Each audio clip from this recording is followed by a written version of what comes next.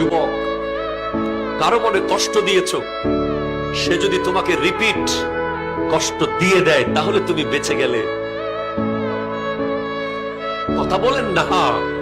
কাউকে জুলুম করেছ, থাপ্পড় মেরেছ অন্যায় ভাবে, সে তোমাকে রিপিট থাপ্পড় দিয়েছে, অনেকটা বেঁচে গেছো তুমি। সে তোমাকে রিপিট লাথি মেরেছে, তুমি বেঁচে গেছো।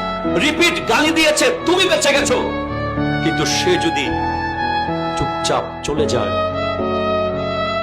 থাপ্পড় খেয়ে যদি চলে যায়, গালি খেয়ে যদি চলে যায়, যদি চুপচাপ মসজিদের জায়নামাজে এসে বসে আর যদি বলে আল্লাহ সবাই ছেড়ে দিলে তুমি তো আছো,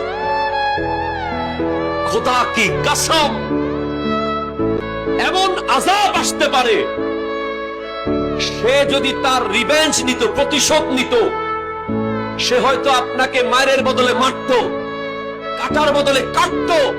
কিন্তু যদি সেটা আল্লাহর আদালতে চলে যায়, তার বান্দার কষ্ট আল্লাহ সহ্য করে না।